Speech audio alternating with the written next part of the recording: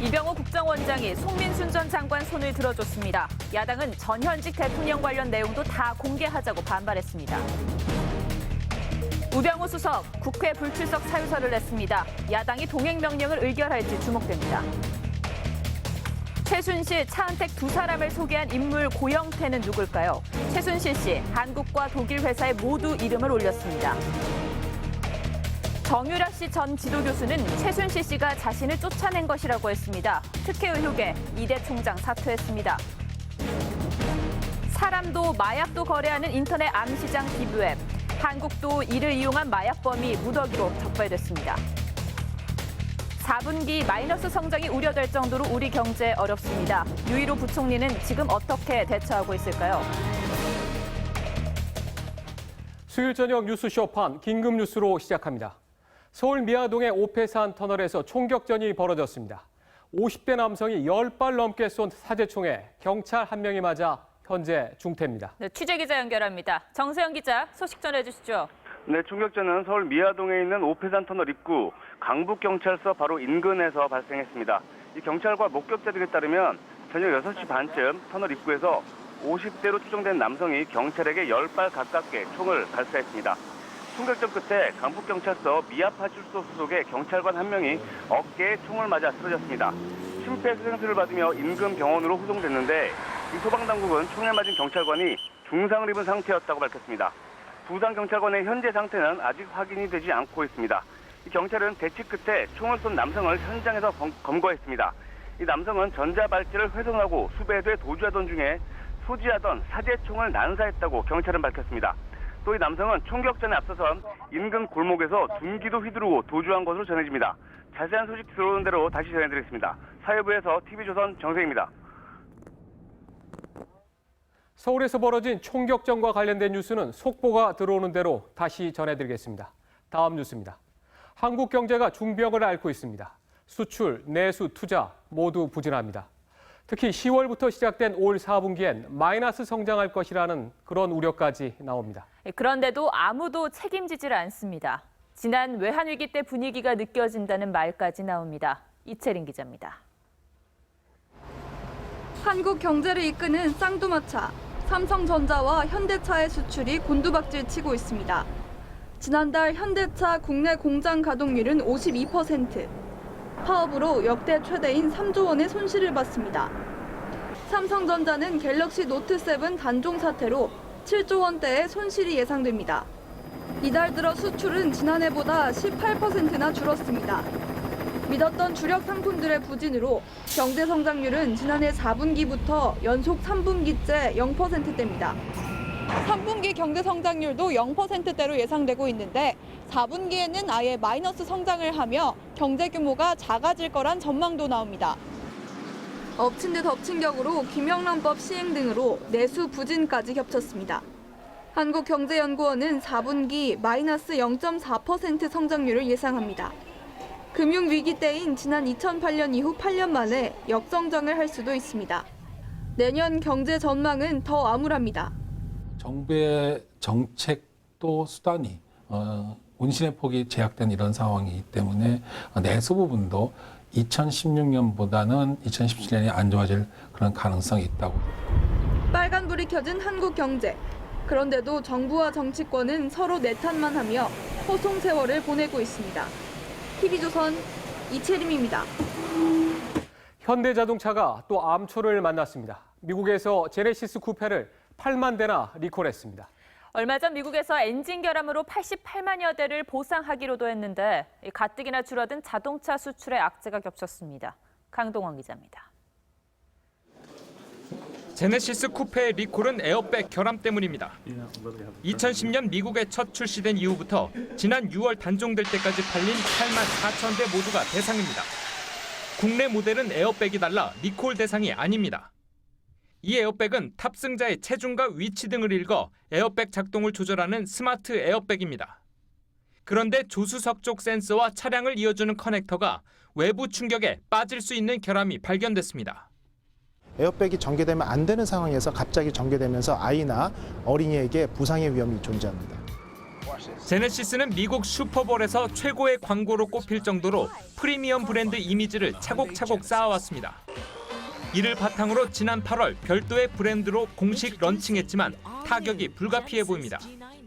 영향을 좀 미칠 수가 있겠죠. 다른 때보다는 조금 더 지금 아무래도 이제 민감해져 있으니까 잘 안 믿으려고 지금 하는 그런 상황이니까.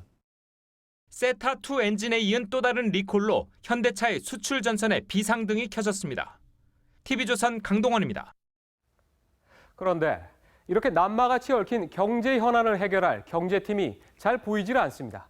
부처 간 밥그릇 싸움에 두루뭉술한 대책만 나옵니다. 경제 컨트롤 타워 유일호 부총리의 위기 대처 능력이 부족하다는 지적이 나옵니다. 송병철 기자입니다. 오늘 경제관계 장관회의.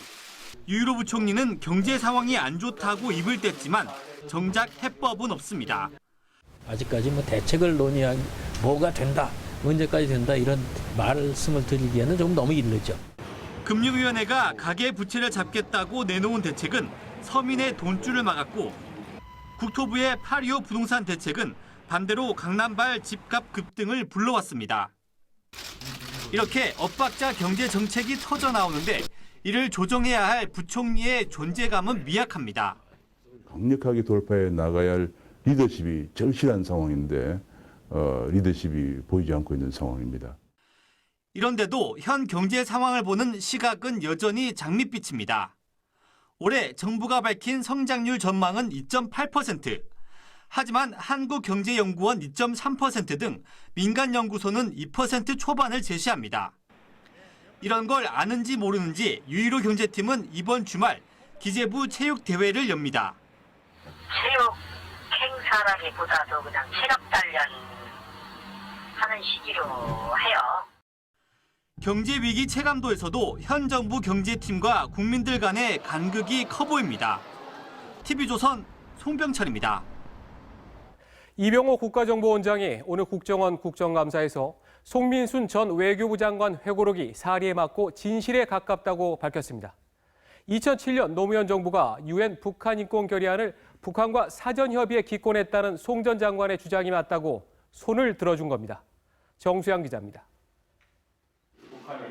국가정보원에서 열린 국회 정보위 국정감사에서 이병호 국가정보원장은 송민순 회고록이 진실에 가깝다고 밝혔습니다. 원장은 회고록이 구체적이고 사리에 맞기 때문에 사실이나 진실이 있다는 느낌을 받았다. 사견임을 전제로 했지만 사실상 송 전 장관의 주장이 맞다고 확인한 겁니다. 이 원장은 UN 북한 인권 결의안 표결에 앞서 노무현 대통령에게 보고된 북한의 요구가 담긴 쪽지의 존재 여부를 묻는 질문엔 말하기 어렵다며 선을 그었습니다. 정보 사안에 대해서 원래 NCND 원칙이 적용돼서 지금 이 시점에서는 어렵다라는 말씀을 했습니다. 이 원장은 또 국정원이 송민순 회고록과 관련된 기록을 찾고 있다고 말한 것으로 알려졌습니다. 이 원장은 김만복 전 국정원장에 대해서도 직격탄을 날렸습니다. 이 원장은 북한 인권 결의안 표결을 앞두고 북한과 사전 협의하겠다는 발상은 어처구니가 없고 상상할 수 없는 일이라고 했습니다. TV조선 정수양입니다. 새누리당은 2007년 UN 북한 인권 결의안에 기권할 당시 노무현 전 대통령에게 전달된 북한의 쪽지 내용을 공개하라며 국정원을 압박했습니다. 야당은 보수 정권 때 벌어진 대북 관련 의혹을 모두 공개해야 한다고 맞섰습니다. 조정린 기자입니다. 국회 정보위의 국정원 국정감사에서 여야는 송민순 전 장관의 회고록에 등장한 쪽지 공개 여부를 두고 거세게 충돌했습니다. 송 전 장관은 회고록에서 백종천 전 청와대 안보실장이 노무현 전 대통령 앞에 북에서 받은 쪽지를 들고 있었고 쪽지엔 인권 결의안에 찬성하지 말라는 북한의 입장이 담겨 있었다고 했습니다. 새누리당은 쪽지의 보관 여부와 전달 과정 등 당시 상황을 입증할 자료를 제출하라고 국정원을 압박했습니다. 우리 여당 의원은 국가 안보에 오히려 도움이 되는 직결되기 때문에 반드시 사실 확인이 필요하다는 주문을 했습니다. 더불어민주당은 2002년 박근혜 대통령의 방북 과정의 의혹도 조사하자며 방어에 나섰습니다. 당시 박근혜 대통령의 귀환 문제와 관련해 북측이 보내온 통지문 내용과 관련 기록 일체, 김정일과의 면담 내용이 귀환 기자회견에서 밝힌 것 이외에 어떤 게 더 있었는지 이명박 정부에도 공세를 퍼부었습니다. 이명박 전 대통령 재임 시 이적행위 관련 자료도 모두 공개해야 합니다. 비선 루트를 통한 대화를 위해 돈봉투를 건네고 정정 망신만 당한 사건입니다. 문재인 전 대표 측 김경수 의원은 국정원이 또다시 야당 대선 후보 흠집내기 종북몰이 안보 장사에 나섰다고 반발했습니다. TV조선 조정린입니다. 문재인 전 더불어민주당 대표는 새누리당의 못된 버릇을 고쳐놓겠다며 사실상 선전포고를 했습니다. 하지만 올 초 북한인권법의 국회 통과 당시 표결에 참여하지 않은 사실이 알려지면서 논란이 더 커지고 있습니다. 문 전 대표는 인권 변호사로 이름을 널리 알렸는데 왜 그렇게 북한 인권에 대해서는 소극적인지 잘 모르겠습니다. 박소영 기자입니다. 더불어민주당 문재인 전 대표가 송민순 전 외교부 장관 회고록과 관련한 새누리당의 계속된 비판에 강하게 반발합니다. 색깔론, 고질병처럼 이렇게 다시 또 하고 있는데 이런 아주 못된 버릇 이번에 꼭 고쳐놓겠습니다. 수준 낮은 정치가 문제라며 망국적인 종북 타령도 뿌리 뽑겠다고 했습니다. 하지만 문 전 대표는 지난 3월 북한인권법 표결에 불참했던 것으로 밝혀졌습니다. 2007년 유엔의 북한 인권 결의안에 기권하기로 결정한 데 이어 북한인권법 처리도 외면했다는 비판이 나옵니다. 민주당 추미애 대표와 정세균 국회의장도 당시 기권표를 던졌습니다. 기권한 중에 추미애 현 민주당 대표, 정세균 현 국회의장 이런 분들이 문 전 대표 측은 당대표였을 때 북한인권법을 처리하자고 했다고 반박했습니다. 통일부는 더불어민주당이 북한인권재단에 이사진을 추천하지 않아 재단이 출범하지 못하고 있다고 비판했습니다. 북한인권법이 시행된 지 한 달 반이 지났지만 민주당이 제대로 협조를 해주지 않고 있다는 겁니다.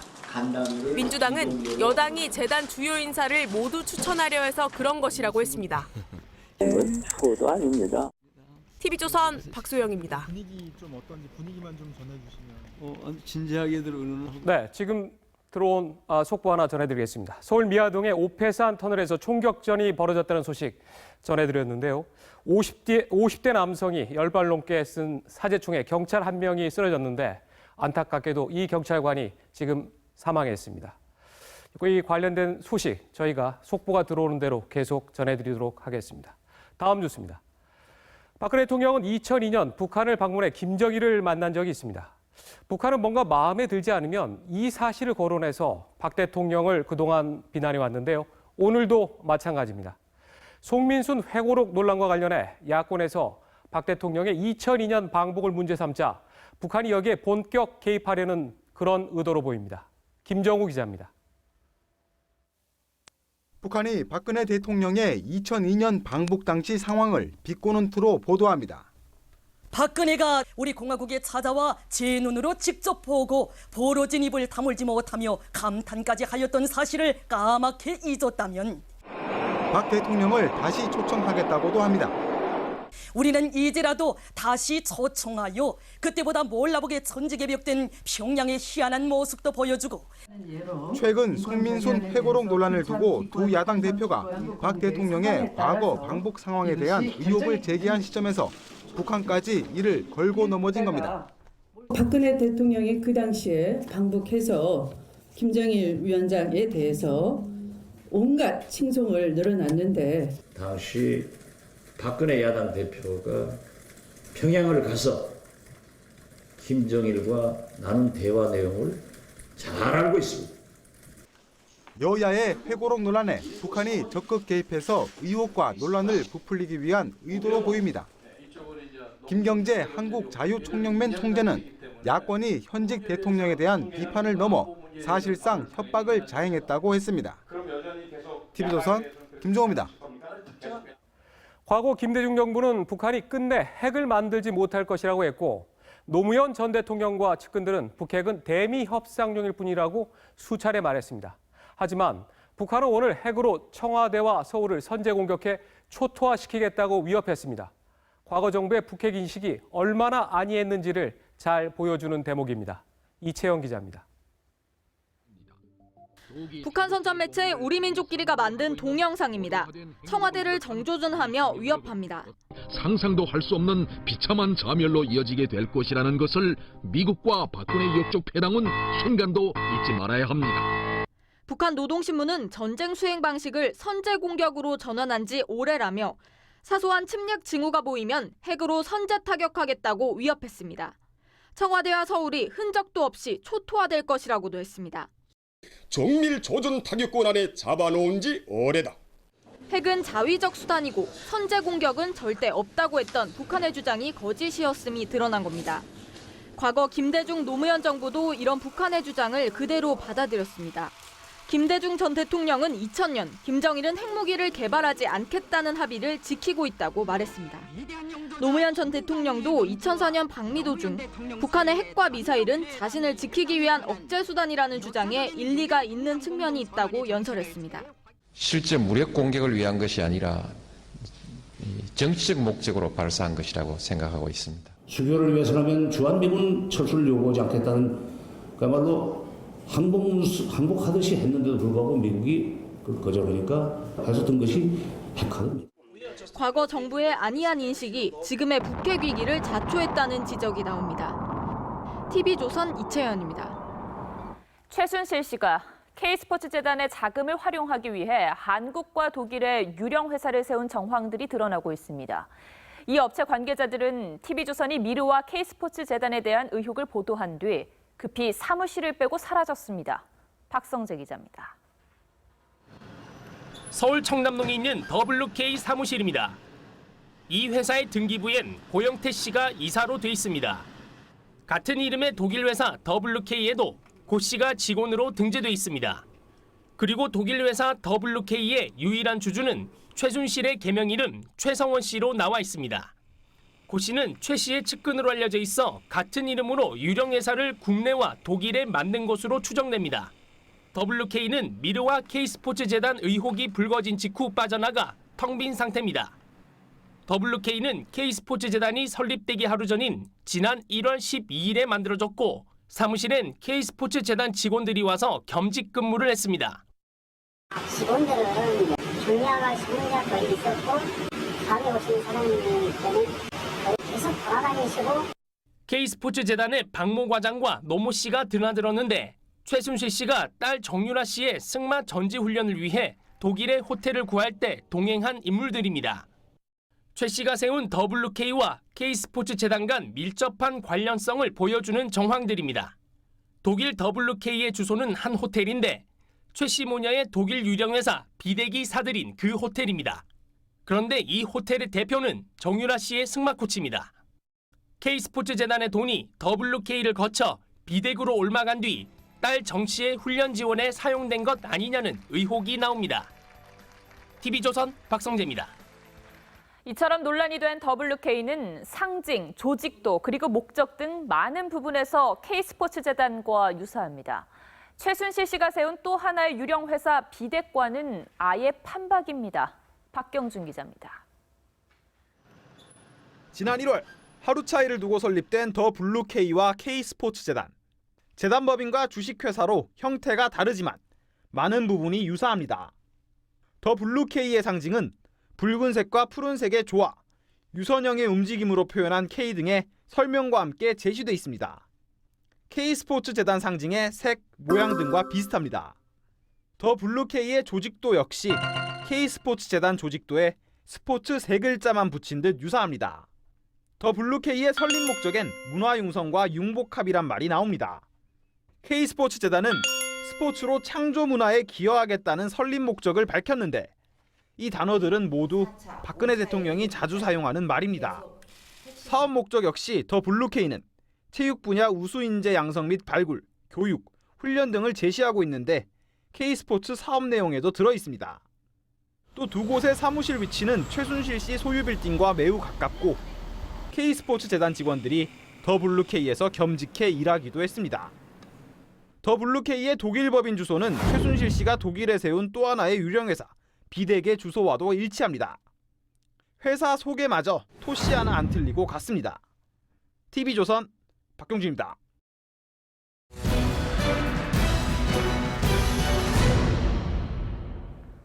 자, 문제의 이 WK에는 고영태라는 인물이 등장합니다. 최순실 씨의 측근인 이 고 씨는 문학의 황태자 차은택 씨를 최순실 씨에게 소개한 것으로 알려졌습니다. 한우리 기자가 단독 보도합니다. 박근혜 대통령이 당선인 시절부터 들고 다닌 국내 중소기업의 핸드백입니다. 이 가방을 만든 사람이 바로 고영태 씨입니다.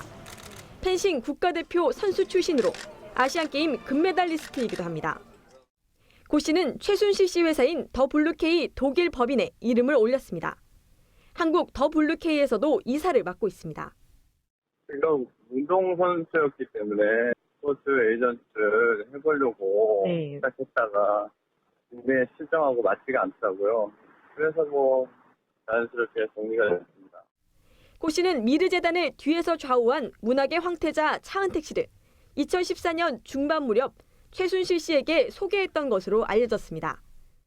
최 씨 주변 한 관계자는 고 씨가 차 씨를 최 씨에게 데려간 게 맞고 이후 차 씨가 승승장구하는 발판을 마련했다고 말했습니다.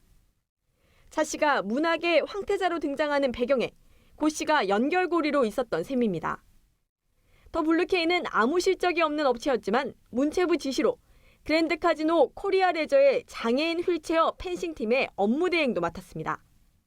누군가로부터 더블루K를 알게 됐고 저도 잘 모르겠어요. 기억이 안 나요.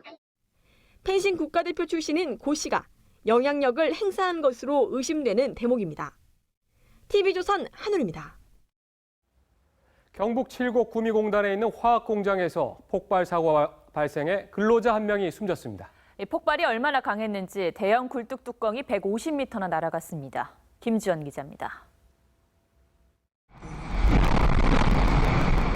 강력한 폭발음과 함께 검은 연기와 시뻘건 화염이 도로까지 덮칩니다. 지나던 자동차는 간발의 차이로 위기를 모면하고 1차 폭발에 이어 2, 3차 폭발까지 벌어집니다. 아직 됐어. 폭발하네 지금. 여기서 폭발하네. 폭발의 여파로 지름 13m짜리 대형 철제 굴뚝 뚜껑이 150m나 떨어진 하천까지 날아가 추가로 폭발합니다. 대피! 도로변에는 파편이 비처럼 쏟아집니다. 로켓 올라가는 소리처럼 그러더면은 저게 저 하천에 떨어진 게 그냥 위에서 방망망 돌리는 거예요. 그래서 오전 9시 21분쯤 경북 칠곡 구미국가산업단지 스타케미컬 공장에서 폭발 사고가 났습니다.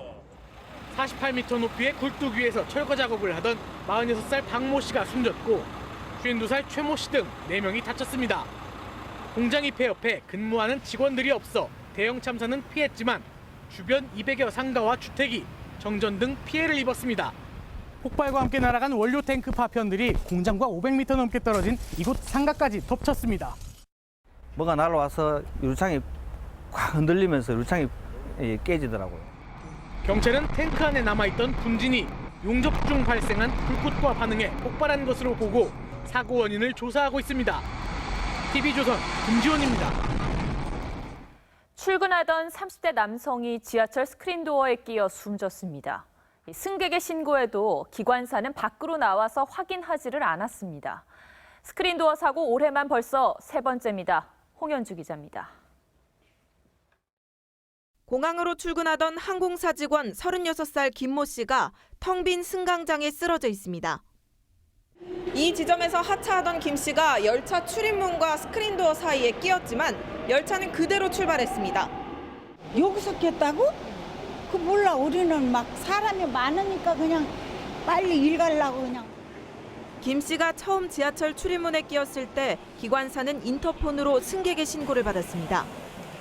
하지만 현장 확인 없이 열차 출입문만 27초간 다시 열고 기다렸던 게 전부였습니다.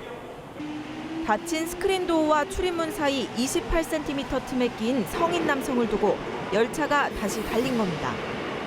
시스템에 의한 확인 외에 내려가지고 현장까지 가서 다시 확인하고 이러기에는 현실적으로 좀 운영상의 어려움은 있습니다. 김 씨는 끼인 채로 7m 넘게 더 끌려가다 결국 스크린도어 비상문으로 밀려나왔습니다. 역 관계자들은 승객이 119에 신고하기 전까지 사고 사실조차 몰랐습니다. 의식이랑 호흡이 있고 다리 부상이라고 이렇게 신고를 받고 저희가 나간 거거든요. 직접 가보니까 심정지 이제 식탈 상황이어가지고. 스크린도어 사망 사고는 올해만 벌써 3번째입니다. 경찰은 김 씨가 숨진 경위와 기관사 과실 여부를 조사하고 있습니다. TV조선 홍현주입니다. 술에 취한 30대 남성이 아파트 주차장에서 음주 사고를 낸 뒤 경찰과 추격전까지 벌였습니다. 주차된 차량 4대와 경찰차 3대가 부서졌습니다. 이호진 기자입니다. 충격 감지 녹화. 경찰차를 피하려 주차 차량을 들이받더니 전진과 후진을 반복하며 경찰차를 공격합니다. 새벽 3시 반쯤 대전의 한 아파트 주차장에서 38살 주모 씨가 술에 취한 채 승용차를 몰며 난동을 부렸습니다. 주 씨는 아파트에서 나와 중앙선을 넘나들며 질주를 벌였고 16km 떨어진 충남 논산까지 20분 동안 도주극을 벌였습니다. 검문하려 들자 속도를 높이면서 경찰관한테 달려들었고 경찰관 차를 들이받아가면서 도주가 시작됐습니다. 막다른 골목에서 경찰이 승용차의 유리창을 깨고서야 주 씨는 난동을 멈췄습니다. 검거 과정에서 경찰관 6명이 다쳤습니다. 주 씨가 도주극을 벌이며 들이받은 경찰차 3대는 이렇게 반쯤 부서졌습니다. 아파트에 세워졌던 차량 4대도 피해를 입었습니다. 술을 마셨기 때문에 경찰관님들이 이제 저를 잡는다는 생각에 좀 겁이 나서 그냥 도망갔습니다. 주 씨는 면허 취소 수준인 혈중 알코올 농도 0.135% 상태였으며 아버지와 다툰 뒤 차를 몰고 달아나려 했다고 진술했습니다. TV조선 이호진입니다. 자, 이번엔 만취한 10대들입니다. 술에 취해서 오토바이를 모는 것도 모자라 경적을 울린다는 이유로 뒷차량에 보복 운전을 하는 등 행패를 부렸습니다. 말리던 시민까지 폭행했습니다. 박성철 기자입니다. 2차선 도로를 모두 막고 천천히 달리는 오토바이 2대. 뒤따르던 승용차 운전자가 경적을 울리자 오토바이 3대가 가세해 자동차 창문에 침을 뱉고 욕을 하는 등 행패를 부립니다. 말리던 40대 남성에게 달려들어 집단 폭행하고 지나던 여성을 내동댕이 치고 근처 시민들과 난투극까지 벌입니다. 계속 가족들이랑 친구들이 말리는데 10대가 와서 욕하고 때리고 하고. 18살 김모군 등 5명이 부산 시내 한 도로에서 술에 취해 행패를 부린 건 추석인 지난달 15일 아침. 이들은 경찰이 현장에 도착할 때까지 20분 동안 도로 위에서 만취난동을 부렸습니다. 당시 차 안에는 운전자 38살 한모 씨와 임신한 아내, 아이 등 일가족 5명이 타고 있었습니다. 와이프랑 9개월 된 아기도 있었고요. 부모님 2분 다 타고 계셔가지고 엄청 이제 험악한 분위기였죠. 많이 무서웠죠, 그냥. 김군 일행 가운데 4명은 혈중 알코올 농도가 0.08에서 0.113%로 만취 상태였습니다. TV조선 박성철입니다. 일명 강남 마야광이 경찰에 붙잡혔습니다. 경찰이 차량 유리를 깨고 테이저건을 쏠 때까지 강하게 저항해 일대가 아수라장이 됐습니다. 차순우 기자입니다. 경찰이 승용차 한 대를 둘러싸고 있습니다. 차 위에 올라가 앞유리를 내리칩니다. 차에 있던 남성은 끝까지 저항합니다. 결국 전기 충격기, 테이저건까지 맞습니다. 제보를 받고 출동한 경찰이 난투극 끝에 붙잡은 남성은 강남 마야광으로 불린 판매 총책 39살 양모 씨입니다. 서울 시내뿐만 아니고 서울 거의 시내에 인터넷으로 판매하는 거에 총책이라고 보면 돼요. 양 씨가 차를 타고 도주를 시도하면서 들이받아 보시는 것처럼 담벼락은 다 무너져 있고 차량 잔해도 그대로 남아 있습니다. 차에선 300명이 동시 투약할 수 있는 필로폰 100g, 3,300만 원어치가 나왔습니다. 무섭더라고요. 진짜 한마디로 무섭더라고요. 중간 차가 앞유리도 다 깨지고. 경찰 조사 결과 양 씨는 대포폰을 매일 바꾸고 차도 2, 3일 주기로 갈아타며 한 달간 추적을 피해왔습니다. 그러면서도 마약 판매뿐 아니라 성범죄와 보복 폭행까지 일삼았습니다. 경찰은 양 씨를 구속하고 마약 공급책을 쫓고 있습니다. TV조선 차순우입니다.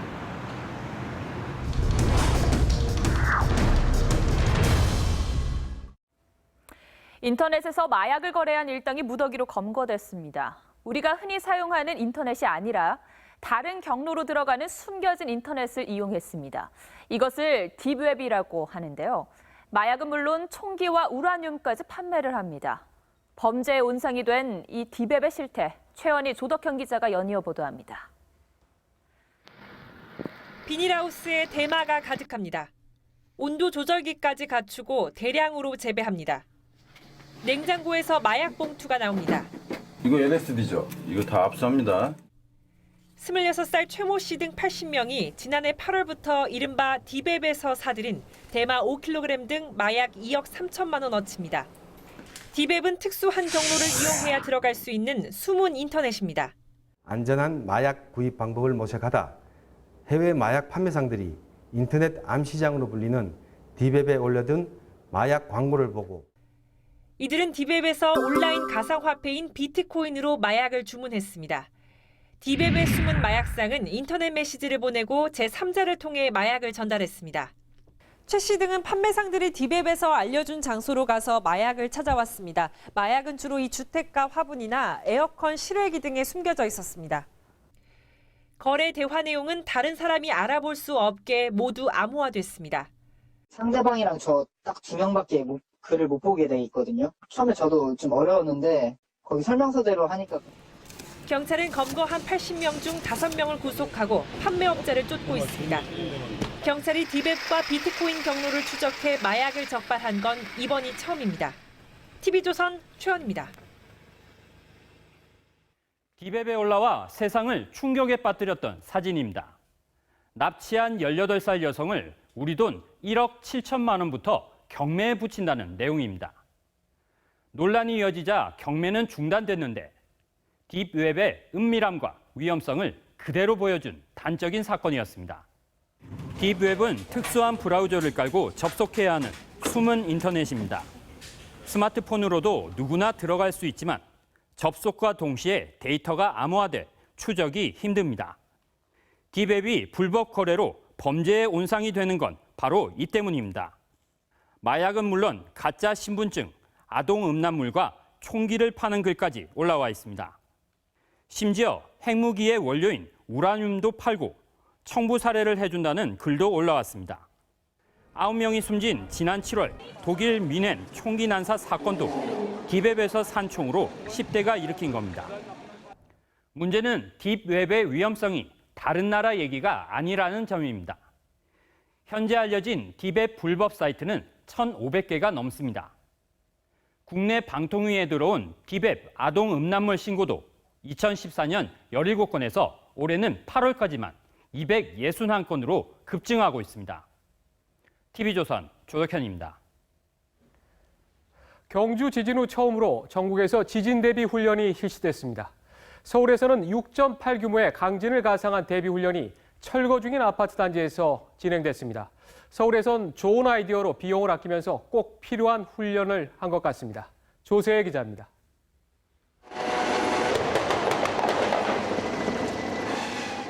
쾅 하는 굉음과 함께 폭발이 일어나고 시꺼먼 연기가 치솟습니다. 대형 지진에 5층 아파트 한 동이 폭삭 주저앉습니다. 6.8 규모의 강진이 발생한 상황을 재현한 겁니다. 아파트 단지는 형체를 알아볼 수 없을 정도로 부서져 전쟁터를 방불케 합니다. 강진 이후 곳곳에서 불길이 치솟는 등 2차 재난 피해가 속출하는 상황에 대비한 훈련도 진행됐습니다. 지진 발생 보고를 받은 지휘본부가 긴급히 현장에 도착하고 현장 대원들에게 지시를 내립니다. 화재라든지 가스관 같은 게 붕괴가 돼서 그게 또 다른 2차 재난, 화재가 더 확대된다든지 뭐 이런 예방책은. 이번 훈련은 건물 붕괴와 화재 등 돌발 상황을 해결하는 데 초점을 맞췄습니다. 이번 훈련은 매몰 사고, 화재 사고 등 훈련 상황만 부여하고 각 기관의 지휘부가 상황에 적합한 판단을 하고 필요한 대응 자원을 투입하는 방식으로. 서울시가 주관한 훈련에는 군, 경찰, 소방관과 시민 등 3,700여 명이 참여했습니다. 지진 발생! 지진 발생! 지진 경보가 울리자 학생과 직장인 모두 머리를 가리고 책상 밑으로 재빨리 대피합니다. 경주 지진 이후 한반도도 지진 안전지대가 아니라는 사실이 드러나면서 전국 시군구에서 지진 대비 훈련이 일제히 실시됐습니다. TV조선 조세입니다. 지난 13일 10명의 희생자가 발생한 울산의 버스 화재 사고. 승객이 창문을 깨고 탈출하지 못해서 인명피해가 컸는데요. 이런 사고의 재발을 막기 위해 해외 사례를 참고하는 게 좋을 듯합니다. 이태영 기자입니다. 성인 남성이 온 힘을 다해 버스 유리창을 발로 찹니다. 손잡이를 잡고 반동을 이용해 힘을 모아 강하게 차보지만 역시 꼼짝하지 않습니다. 하지만 한 여성이 빨간색 버튼을 손으로 몇 번 치자 유리창이 단번에 깨집니다. 비상탈출에 사용하는 원터치 탈출 장치로 손으로 누르면 뾰족한 금속핀이 유리창을 순식간에 깰 수 있도록 설계됐습니다. 현재 영국과 EU, 브라질 등 여러 나라에서 널리 사용하는 장치입니다. 중국에서는 전자동으로 버튼을 누르면 유리창이 깨지는 제품도 출시됐습니다. 紧急情况下，乘客也可自行按下护控开关启动装置。 화재와 침수 같은 위급 상황에서도 버튼만 누르면 노약자와 어린이들도 쉽게 유리창을 깰 수 있습니다. 전문가들은 실제 위급 상황이 닥치면 극심한 불안으로 비상도구를 찾아 창문을 깨고 탈출하기 힘들다고 말합니다. 때문에 비상망치를 더 많이 배치하는 것보다 창문에 설치하는 장치가 더 효과적일 수 있다고 지적합니다. TV조선 이태영입니다. 우병우 청와대 민정수석이 모레로 예정된 국회 운영위 국정감사에 출석하지 않겠다고 국회에 통보했습니다. 야당은 동행 명령권을 발동해서라도 꼭 출석시키겠다고 했습니다. 최주영 기자입니다. 우병우 청와대 민정수석이 국회 운영위 국정감사 불출석 사유서를 제출했습니다. A4 용지 한 장짜리 사유서를 통해 각종 의혹에 대해선 검찰 수사가 진행 중이어서 부득이 참석할 수 없다고 했습니다. 또 국정 현안에 신속히 대응해야 하는 업무적 특성이 있다고도 했습니다. 당분간 사퇴할 뜻이 없다는 점을 명확히 한 것으로 풀이됩니다. 청와대는 관리에 따라 민정수석은 국감에 출석하지 않아왔다고 설명했습니다. 그러나 야당은 여당에서 의사권을 넘겨받아서라도 동행 명령권을 발동하겠다는 입장입니다. 우병우 민정수석에 대한 동행 명령을 요구하자 하는 의견도 우리 당에서 제시를 하고 있습니다. 동행 명령도 있고 고발도 있고 할 수 있는 모든 압박을 다 해야지. 여당에서도 우수석 출석이 불가피하다는 의견이 적지 않은 만큼 계속 버틸 수 있을지 미지수입니다. 저 개인적으로는 좀 잠깐만이라도 좀 나와줬으면 그런 바람이 좀 있어요. 운영위가 파행될 가능성도 배제할 수 없습니다. 청와대는 동행 명령권이 의결되더라도 응하지 않겠다는 입장입니다. TV조선 최지원입니다. 박근혜 대통령의 아버지인 박정희 전 대통령의 고향인 경북 구미를 방문했습니다. 1년 10개월 만인데요. 시장 상인들과 새마을 도시락으로 점심을 함께하고 산업단지도 찾았습니다. 김미선 기자입니다.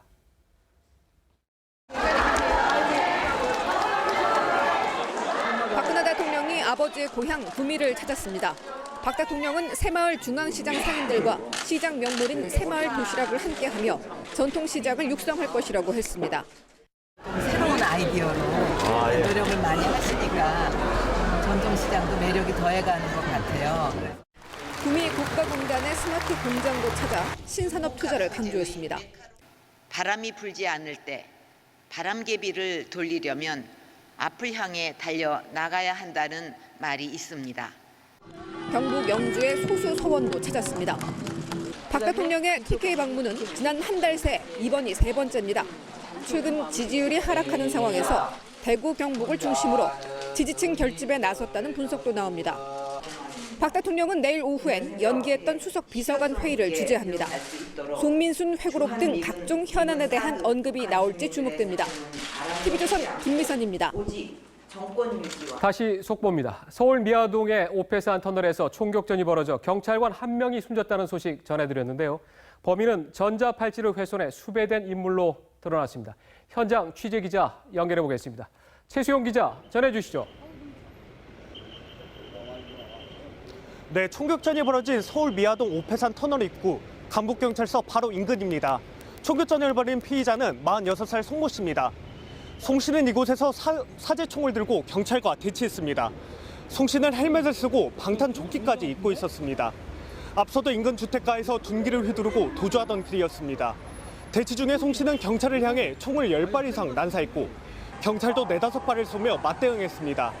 하지만 미아파출소 소속 김모 경위가 대치 끝에 어깨에 총을 맞아 병원에 옮겨졌고 끝내 숨을 거뒀습니다. 병원으로 옮겨질 때부터 의식을 잃고 위중한 상태였습니다. 현장에서 총격전 끝에 검거된 송 씨는 전자발찌를 훼손해 수배된 인물로 드러났습니다. 도주 중에 경찰과 맞닥뜨리자 총을 난사한 겁니다. 검거 현장에선 송 씨가 소지하고 있던 사제총이 여러 점 발견됐습니다. 경찰은 붙잡은 송 씨를 강북경찰서로 이송해 사제총을 얻게 된 경위와 도주 경로, 총격전 경위 등을 조사하고 있습니다. 그리고 총격전 현장에 지금 군도 출동해 대공 용의점을 조사하고 있습니다. 총격전 현장에서 TV조선 최수용입니다.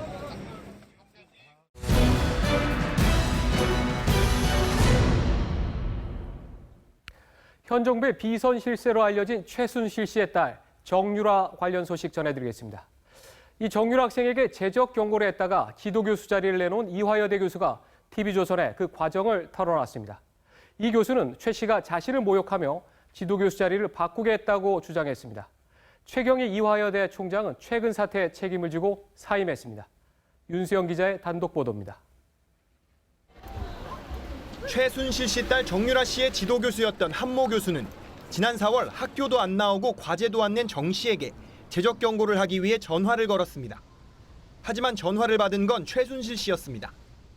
제 실수로 해서 얘를 애플 수는 없잖아요. 그래서 이제 그때 한번 전화했던 거, 정유라한테 전화를 한 거죠. 근데 그 엄마가 받았죠. 최 씨의 반응은 다른 학부모들과 달랐습니다. 재적 경고를 듣자마자 학장을 만나 따진 뒤 함 교수에게 달려온 겁니다.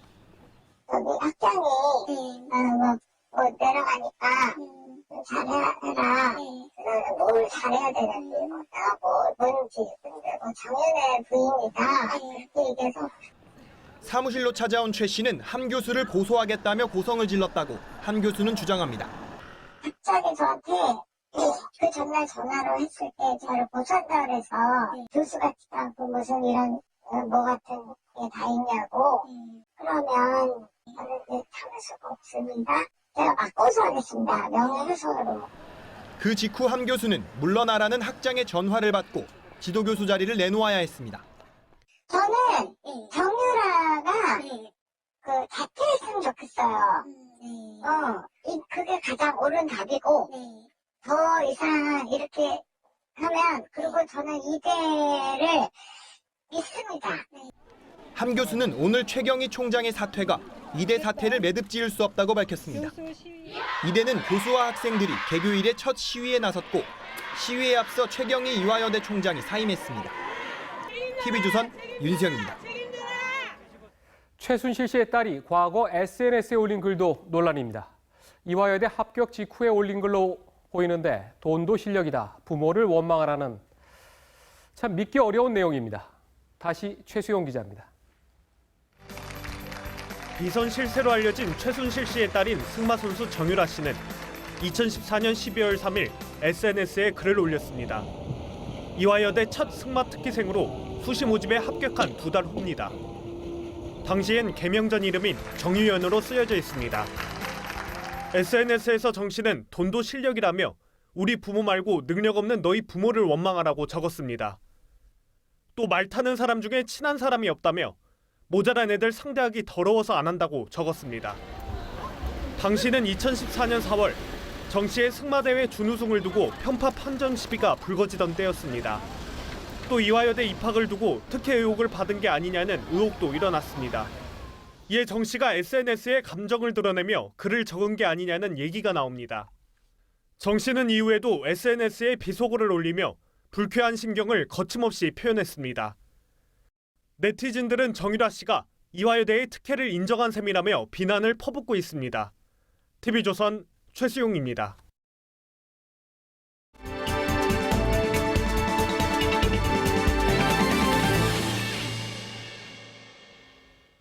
이화여대는 학생들뿐만 아니라 교수들도 화가 많이 났습니다. 이례적으로 교수들이 오늘 시위를 했습니다. 그 시위에 주도적으로 참여한 이화여대 교수협의회 김혜숙 공동회장 모셨습니다. 어서 오십시오. 화면에도 조금 전에 뵀는데 좀 단도직입적으로 여쭤보겠습니다. 이화여대가 입학과 학사 관리가 그렇게 부실한 대학이었습니까? 전혀 그렇지 않았습니다. 저희는 입학 관리 네. 그리고 학사 관리를 굉장히 엄정하고 객관적으로 해왔던 학교라고 저희는 알고 있습니다. 그런데 지금 보면은 최순실 씨의 딸 이 정유라 양이 들어온 과정, 또 학점을 또 높게 받은 과정, 학칙을 바꾼 과정 모두가 석연치 않고 학교 측 우연이라고 하는데 이게 어떻게 발생할 수 있었다고 생각을 하십니까? 저희도 거기에 대해서 상당히 충격을 받은 상황이고요. 네. 며칠 전에 그 학교 본부에 설명회를 저희도 들은 바 있습니다. 그래서 거기서 설명이 굉장히 좀 불충분했다고 느끼고 있는 바고요. 그 사실관계는 저희도 좀 조사를 하고 있는 상황입니다. 입학하는 과정에서도 승마 관련 특기생을 좀 뽑고 그리고 저는 무엇보다 좀 또 이해가 안 되는 게 학칙을 바꾸고 이거를 소급 적용했다. 이건 사실 대학이라는 더군다나 이화여대라는 명문대학에서는 이건 좀 상상하기 어려운 그런 일 아닙니까? 네, 그게 2013년 5월에 학과 발의에 의해서 승마 종목이 포함되었던 거로 알고 있습니다. 네. 그러니까는 아주 최근에 발생한 일은 아니고 이미 2년 전, 3년 전이죠. 3년 전에 승마 종목은 포함되기로 된 것이었고, 그다음에 이제 이 학생과 관련한 뭐 여러 가지 학칙 관련 이제 소급 적용 이것은 저희가 그 설명회에서 듣기로는 소급 적용의 경우가 이 학생뿐만 아니라 여럿이 있었다 이렇게 들은 바가 있습니다. 예, 조금 전에 저희 윤수영 기자가 특종으로 보내줬는데 지금 보면은 최순실 씨가 와서 정유라 양의 지도 교수를 모욕을 주고 또 이거를 학장이 당시 지도 교수 좀 바꿔줘야겠다 이렇게 해서 바꿨는데 자 이게 어떻게 좀 학 교수 사회에서 가능한 일입니까? 그리고 이게 총장의 지시가 없이 학장 마음대로 또 할 수가 있는지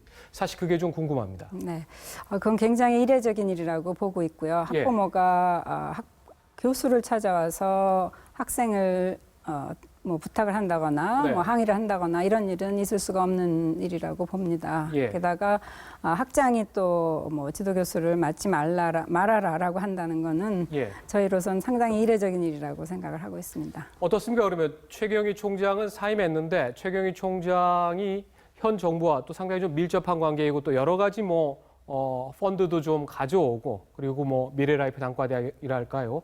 그런 학교를 또 발전시키는데 기여했다라고 본인은 좀 또 얘기를 하는 모양인데 이게 최경희 총장의 책임이 좀 크다고 지금 교수협의회에서는 판단을 하고 있습니까? 아니면 이게 뭔가 최경희 총장이 거역할 수 없는 그런 힘이 있었다. 지금 이렇게 보고 계십니까? 저는 그 저희가 미라대 사태뿐만 아니라 미라대 이전 여러 가지 그 국책 사업이라든가 교육부 주도의 어떤 사업에 참여한 것은 이화여대 교수님들이 상당한 노력을 기울였고 또 이화여대가 그거를 받을 만한 충분한 역량이 있다고 봅니다. 그래서 이것이 어떤 주고받기, 정치적 주고받기의 일환으로 이루어졌다고는 보지 않는데 그렇다면 도대체 왜 이런 일이 발생했는가 이것은 저희로서도 굉장히 많은 사람들이 가지고 있는 의문점이고요. 이것이 진상이 정확하게 밝혀진 뒤에 저희가 잘 알게 되지 않을까 이런 희망을 가지고 있습니다. 정유라 양의 입학과 그다음에 학점 특혜 다음에 뭐 지도교수 교체 여러 가지 이런 과정에서 또 최경희 총장뿐만 아니라 학교에 그 또 원로로 계시는 여러 이사진이라 그럴까요? 여기까지도 관련돼 있다. 지금 이런 주장을 하시는 교수님들을 제가 알고 있는데 거기에 대해서는 어떻게 생각하십니까? 저희도 상당한 의혹을 가지고 있습니다. 이게 우리 학교 의사결정 체계 내에서 이화여대 의사결정 체계 내에서 과연 이게 총장이 혼자 할 수 있는 일인가 이런 생각도 들고요. 그런 의문을 제기하는 선생님들도 많고 그래서 오늘 저희가 시위를 하면서 최경희 총장님께서 사퇴를 하셨음에도 불구하고 저희가 시위를 한 이유는 저희가 내건 그 요구 사항이 3가지였습니다. 그래서 하나는 충족이 됐지만 다른 2가지는 다른 학생 안위 보장의 문제하고 재단 개혁의 문제는 여전히 저희한테 남겨진 과제로 있기 때문에 시위를 했던 것입니다. 이화여대를 졸업하고 또 모교 교수가 돼서 상당히 뭐랄까요, 또 자부심을 갖고 교수 생활을 하신 걸로 알고 있는데 최근 이런 사태에 대해서 교수님을 포함해서 다른 교수들이 느끼는 그런 건 어떤 겁니까? 굉장히 복잡한 감정이라고 저는 생각을 합니다. 이게 그 프라이드의 손상이라고 하는 것, 그리고 일종의 모욕감, 그 지금 몇몇 교수님들에 의해서 이루어진 학사 부정 행위 같은 것. 학사 부정이라고 표현하셨습니다. 학사 부정 행위 같은 행위들은 상당한 그 모욕을 주는 거고요. 학생뿐만 아니라 교수들에게 모욕을 줬다고 생각을 하고요. 그러한 종류의 이 교수들이 저는 30년이 됐습니다만 거의 돼갑니다만은 그런 그 감정은 굉장히 복합적 감정이라고 생각을 합니다. 굉장한 허탈감. 정유라 양 그 사태 말고 미래라이프 단과대학 관련해서는 지금 이대 말고 이대 바깥에서 보는 그런 좀 관점은 좀 어렵게 고등학교만 졸업해서 또 직장 생활을 하다가 건강과 미용 또 의료에 관련된 사람, 보건과 관련된 사람들이 이대에 들어가서 공부를 하려고 하는데 이걸 이렇게 막는 것은 뭔가 좀 너무 순혈주의적이고 그리고 또 공부에만 좀 사회는 이렇게 변화하고 있는데 그렇게 해서 이런 사태가 좀 시대 흐름에 조금 역행하는 거 아니냐 이런 지적도 있는데 거기에 대해서는 이대 안에서는 어떻게 생각합니까? 그런 지적이 충분히 있을 수 있다고 생각을 하는데 문제는 그 트랙을 어떻게 주느냐였습니다. 그러니까 단과대학을 설립해서 그런 분들에게 교육의 기회를 확대하는 것이 좋을 것인가. 우리가 가지고 있는 평생교육원도 있고 다른 종류의 공부할 기회를 가질 수 있는 그 제도가 있음에도 불구하고 굳이 미래 라이프 단과대학이라고 하는 단과대학을 설치하는 것에 대한 문제였고요. 반대하시는 거군요. 네, 그러고 그다음에 이제 그 대학이 자기의 정체성을 어떻게 가질 것인가, 그리고 미래 비전을 어떻게 가질 것인가는 그 대학 구성원들과 그 대학이 충분히 좀 소통하는 게 부족했다. 네네, 그런 얘기시죠. 그걸 가져야 되는데 그거가 부족한 상태에서 추진이 되었다. 짧게. 자, 교수협회에서는 앞으로 계획이 어떻습니까?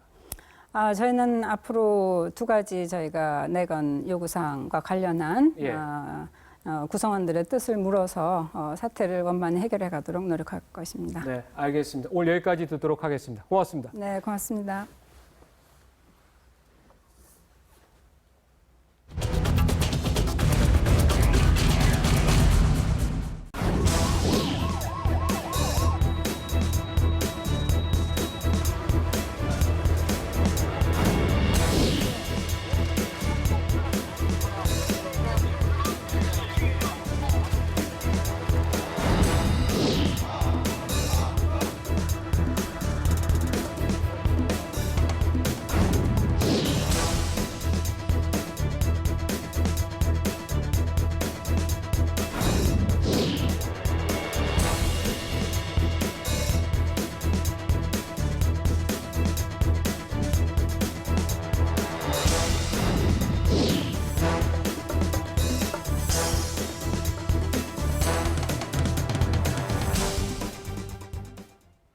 네, 경찰에게 4만 원대 떡을 선물한 민원인이 김영란법 위반 1호 대상이 될 처지에 놓였습니다. 5만 원 이하니까 괜찮겠지 싶지만 직무와 연관된 공무원에게는 단돈 1원도 주면 안 돼 재판에 넘겨졌습니다. 주원진 기자입니다. 55살 자영업자 조모 씨는 지인에게 빌려준 돈 1,000만 원을 받지 못하자 경찰서를 찾아갑니다. 조 씨는 몸이 불편한 상태였고 춘천경찰서 수사관은 주말에 조사를 받을 수 있도록 배려했습니다.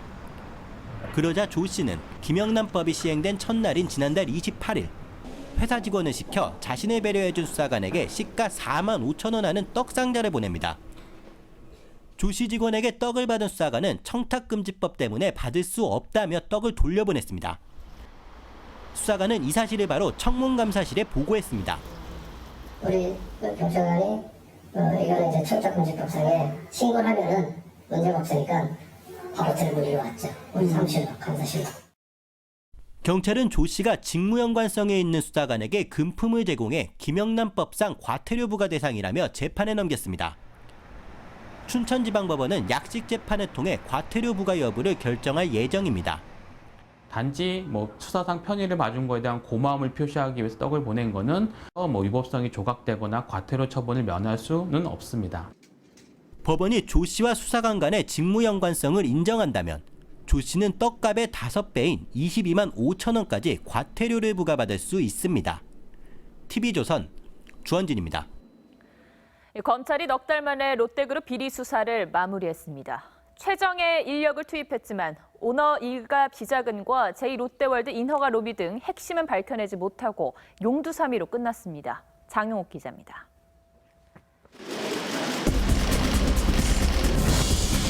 지난 6월 10일 검찰은 수사관 240여 명을 투입해 롯데 본사와 핵심 계열사, 총수 일가 집무실, 자택 등에 대해 역대 최대 규모의 압수수색을 하며 롯데 수사를 시작했습니다.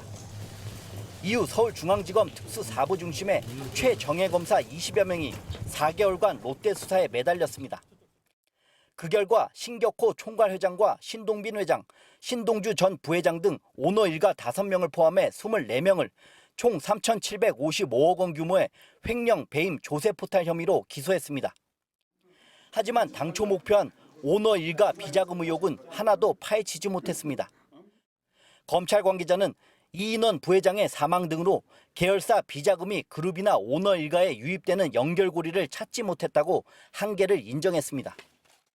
또 검찰이 신동빈 회장과 주요 임원에 대해 청구한 구속영장이 잇따라 기각돼 신병 확보에 실패하면서 제2롯데월드 인허가 로비 의혹은 제대로 수사조차 하지 못했습니다.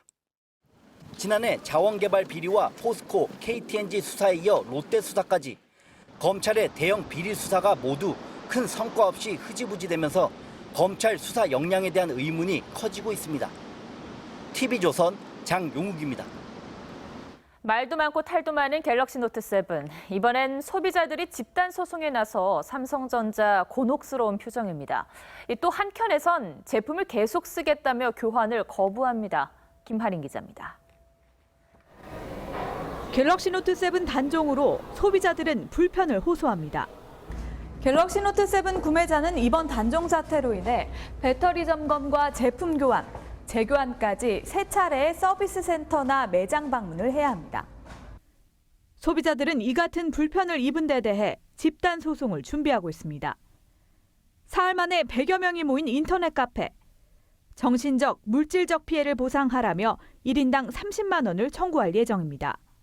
21일까지 소송을 참가를 신청한 부분들에 한해서 24일 날 1차 소송을 제기하고 그 이후에는 2차, 3차로 또 준비를 할 예정입니다. 미국 캘리포니아주 등 3개 주에서도 구매자들이 집단 소송을 냈습니다. 삼성전자는 곤혹스럽습니다. 이런 상황에서 갤럭시 노트 7을 계속 쓰겠다는 소비자들이 잇따르고 있습니다. 국내에서 제품을 교환한 사람은 10명 중 1명에 불과합니다. 단종 조치는 소비자 선택 침해라는 주장도 나옵니다. 별 이상이 없다면 저는 노트 7을 계속 사용하고 싶은데 좀 그런 조치를 좀 취해줬으면 좋은 생각도 듭니다. 삼성전자는 단종으로 프로그램 업그레이드가 되지 않고 비행기 탑승이 금지된 만큼 시간이 지나면 대부분 제품을 교환할 걸로 예상합니다. 국가기술표준원은 교환이 더딜 경우 강제 수거 명령을 내릴 것을 검토하고 있습니다. TV조선 김하림입니다. 퇴임 3개월을 앞둔 버락 오바마 미국 대통령이 지지율 50%를 넘기며 고공행진을 하고 있습니다. 어제는 토크쇼에 출연해 유머 감각을 발휘했는데요. 미국 워싱턴의 백대우 특파원 전화 연결해 관련 내용 알아보겠습니다. 백 특파원, 퇴임 3개월을 앞둔 오바마 대통령의 지지율이 높은데 지금 어느 정도입니까? 네, 버락 오바마 미국 대통령은 8년 임기 가운데 평균 지지율이 가장 높은 해를 보내고 있습니다. CNN과 여론조사 기관 ORC가 성인 남녀 1,501명을 대상으로 지난달 28일부터 지난 2일까지 닷새 동안 조사한 결과 오바마 대통령의 지지율은 55%를 기록했습니다. 임기 말 이쪽 저쪽이 휘둘려 절름거리는 레임덕이 아니라 지지율이 하늘을 날아다니는 이른바 슈퍼덕으로 밀리며 전성기를 맞이한 듯한 모습입니다. 이런 오바마 대통령이 민주당 대선 후보인 힐러리 클린턴을 적극 지지하고 있어 클린턴 측은 천군만마를 얻은 셈인데요.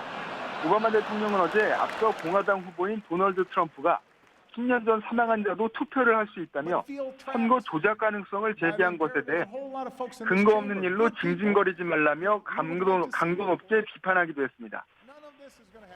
팩트파원, 정말 이례적인데요. 오바마 대통령의 지지율이 이렇게 높은 이유, 이거 뭡니까 도대체? 네, 전 세계적인 경제적인 어려움 속에서도 아픔을 서로 공유하며 적극 소통하는 특유의 스킨십 정치가 빛을 발하고 있다는 분석이 나옵니다. 경제적으로는 2008년 금융위기를 야기한 리먼 브라더스 사건 이후 적절한 경기 부양책을 사용해 다른 유럽 국가들에 비해 빠른 회복세를 이끌었다는 평가를 받았고 이른바 오바마 케어로 불리는 의료개혁에도 성공했습니다.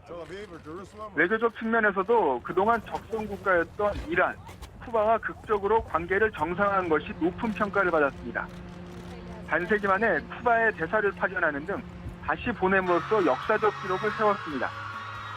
미국 정치 전문 매체 폴리티코는 트럼프 때문에 미국인들이 다시 오바마와 사랑에 빠졌다고 보도하는 등 일각에선 대선 후보들의 비호감에 대한 반사이익이라는 평가도 전해집니다. 오바마 대통령이 CBS의 토크쇼에 나와서는 여유와 함께 유머 감각도 선보였다고요? 네, 그렇습니다. 어제 CBS 더 레이트 쇼는 오바마 대통령의 사전 촬영분을 반영했는데요. 진행자가 대통령 집무실로 불쑥 찾아가 내년 초 새 대통령에게 자리를 넘겨주면 실업자가 되는 오바마 대통령에게 면접 기술을 가르쳐주는 설정이었습니다. 지난 8년간 왜 승진을 못했냐는 진행자의 우스꽝스러운 질문에 나보다 힘센 사람, 높은 자리는 내 아내, 퍼스트레이디 자리뿐이라고 받아넘겼고 상을 받은 적 있느냐고 묻자 노벨 평화상을 받았는데 솔직히 받은 이유는 여전히 모르겠다며 청중의 웃음을 유도하기도 했습니다. 이 같은 대통령의 유머 감각이 지지율 고공행진을 견인하는 듯한 모습입니다. 지금까지 미국 워싱턴 DC에서 TV조선 백도입니다. 네, 두테르테 필리핀 대통령이 전통 우방인 미국을 제쳐놓고 중국을 먼저 국빈 방문했습니다. 중국과 안보, 경제 협력을 강화한다는 의미에서 미국으로서는 상당히 충격인데요. 우리 입장에서는 필리핀의 이런 전략이 아시아 전체 구도에 어떤 영향을 미칠지를 주목해야 할 것 같습니다. 김지수 기자입니다. 베이징에 도착한 두테르테 필리핀 대통령. 몸을 움츠린 채 긴장한 표정으로 왕이 중국 외교부장의 영접을 받습니다. 두테르테는 취임 후 첫 국빈 방문지로 오랜 우방인 미국이 아닌 중국을 택했습니다. It's a defining moment of my presidency to open frontiers of friendship and cooperation. 방중에 앞서 두테르테는 할아버지가 중국인이다. 중국만이 우리를 도울 수 있다며 중국에 대한 친밀감을 표시했습니다. 두테르테는 내일 시진핑 주석을 시작으로 리커창 총리, 장더장 전국인민대표대회 상무위원장 등 중국 공산당 서열 1, 2, 3위를 차례로 만나 경제협력 방안을 집중 논의합니다. 双方将就包括加强在基础设施建设、推进经贸合作、人员交往等广泛的领域。 중국도 두테르테 방중에 맞춰 필리핀산 과일 수입을 재개하며 관계 개선에 나섰습니다. 영유권 분쟁 중인 남중국해 스카보로 암초 인근에서 필리핀 어선들의 조업을 제한적으로 허용하는 방안도 검토 중입니다. 이런 가운데 필리핀의 한 여론조사에서 응답자의 55%가 중국을 거의 믿지 않는다고 답해 필리핀 국민들은 두테르테의 반미 친중 행보에 곱지 않은 시선을 보내고 있습니다. TV조선 김지수입니다.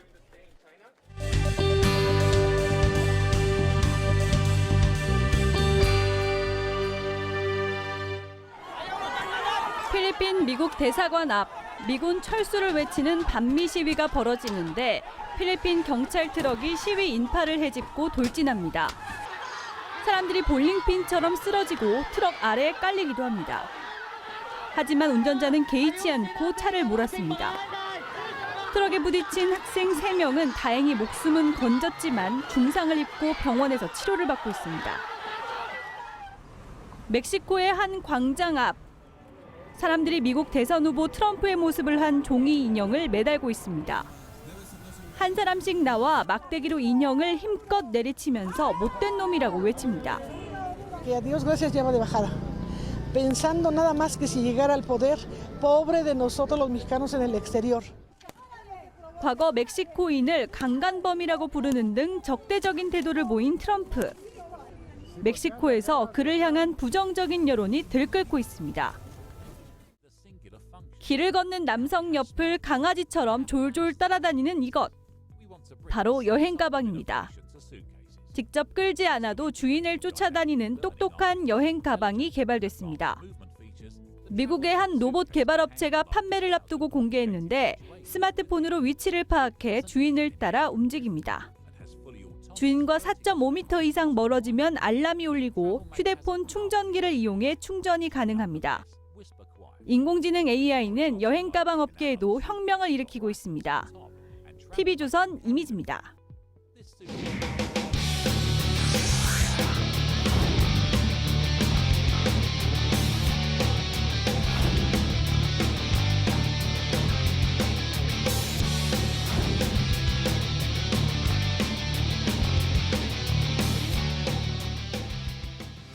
LG와 NC의 플레이오프가 이틀 앞으로 다가왔습니다. 이런 큰 경기에서는 실책을 하지 않는 게 중요한데요. 그런 점에서 LG 오지환과 NC 박민우의 어깨가 무거울 것 같습니다. 이다순 기자입니다. 2년 전 LG와 NC의 준 플레이오프 2차전. 9회 한 점차 팽팽한 승부가 펼쳐지는 가운데 NC 박민우가 평범한 내야 뜬 공을 잡는 데 실패합니다. 결국 득점에 성공하며 승기를 잡은 LG가 NC를 꺾고 플레이오프에 진출했습니다. 큰 경기에선 실책이 승패를 가르는 중요한 변수로 작용합니다. 작은 거, 좀 디테일한 부분에서 승패가 갈리지 않을까. 이런 점에서 2년 만에 가을 야구에서 맞붙는 LG 오지환과 NC 박민우의 어깨는 무겁습니다. 평범한 땅볼을 놓치고 직선타를 글로브로 토스하며 실책으로 이번 포스트 시즌을 지배하고 있는 오지환. 잇따르는 송구 실책에 그라운드에 만자를 그리며 마음을 다졌던 박민우. 이번 시즌 오지환은 17개, 박민우가 14개의 실책을 기록하며 다소 불안정한 수비를 보였습니다. 가을 야구에서도 오지환이 4개, 박민우가 3개의 통산 실책을 기록하고 있습니다. 실책을 누가 좀 더 줄이느냐 아니면 실수로 줄이느냐 그 싸움인 것 같습니다. 사상 첫 잠실 한국 시리즈를 노리는 LG와 창단 이후 첫 한국 시리즈에 도전하는 NC. 두 팀의 운명이 오지환과 박민우의 손에 달렸습니다. TV조선 이다솜입니다. 토트넘의 손흥민이 챔피언스리그 조별 예선 3차전에서 친정팀인 레버쿠젠을 만났습니다. 그런데 아쉬움이 커서일까요? 친정 팬들은 야유를 쏟아냈습니다. 박상준 기자입니다. 오랜만에 레버쿠젠 동료들을 만난 손흥민. 일일이 포옹하며 인사를 나눕니다. 손흥민은 레버쿠젠에서 2시즌을 뛰며 29골을 넣었지만 팬들의 반응은 차갑기만 했습니다. 전반 42분 손흥민이 코너킥을 준비하자 욕설은 물론이고 그라운드 안으로 이물질이 들어와 손흥민을 위협했습니다. 공만 잡으면 관중들의 야유가 쏟아졌습니다. 손흥민이 지난 시즌 레버쿠젠에서 고작 한 경기를 뛰고 토트넘으로 이적해 팬들의 배신감이 컸던 탓입니다. 손흥민은 골을 넣으면 세리머니를 하지 않겠다고 밝혔지만 그런 일은 없었습니다. 전반국은 아크 정면에서 라멜라의 침투 패스를 받은 손흥민이 골키퍼와 맞섰지만 오프사이드가 선언됐습니다. 전반 26분에는 왼쪽에서 손흥민을 향해 크로스가 날아왔지만 동료가 먼저 머리에 공을 맞히면서 기회를 잡지 못했습니다. 89분을 뛰고 교체돼 나올 때에는 박수 대신 야유를 들어야 했습니다. 손흥민이 침묵한 토트넘은 레버쿠젠 원정에서 득점 없이 비겼습니다. 호날두는 안방에서 열린 바르샤바전에서 골 대신 2개의 도움으로 팀의 5대1 대승을 이끌었습니다. TV조선 박상준입니다.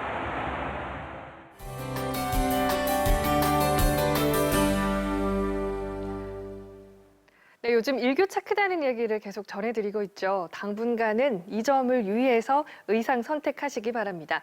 또 내일 동해안에는 비가 예상되고 있습니다. 또 내일까지 바닷물 높이가 높은 기간이니까요. 해안가 저지대에서는 계속해서 이 침수 피해 주의해 주시기 바랍니다. 오늘 중부지방 하늘이 꽤 뿌연 모습이었는데요. 내일도 이 중부지방을 중심으로 미세먼지 농도가 높을 것으로 보입니다. 기온은 서울의 아침 기온이 13도로 시작해 낮 최고 기온 26도까지 오르겠고요. 남부지방의 낮 기온 대체로 25도까지 오르면서 아침과 낮의 일교차가 10도 이상 크게 벌어지겠습니다. 동해안 지역은 비가 오면서 비교적 낮에도 서늘하겠습니다. 해상의 물결은 동해에서 최고 4m까지 일겠습니다. 비 예보는 금요일과 일요일에 남부와 영동 지역을 중심으로 예상되고 있습니다. 또 요즘 일교차가 크긴 해도 그만큼 낮에 날씨가 좋다는 의미이기도 합니다. 다음 주에는 더 쌀쌀해지니까요. 이번 주 이 따스한 온기를 즐기시기 바랍니다. 날씨였습니다. 이화여대의 최경희 총장은 사퇴하면서도 최순실 씨 딸의 부정 입학과 학점 특혜를 부인했습니다. 모든 것이 적법했다는 겁니다. 하지만 최 씨 딸과 관련된 모든 의혹이 모두 우연이라는 주장은 정말이지 믿기 어렵습니다. 이 문제는 단순히 총장 사퇴로 끝날 문제가 아닙니다.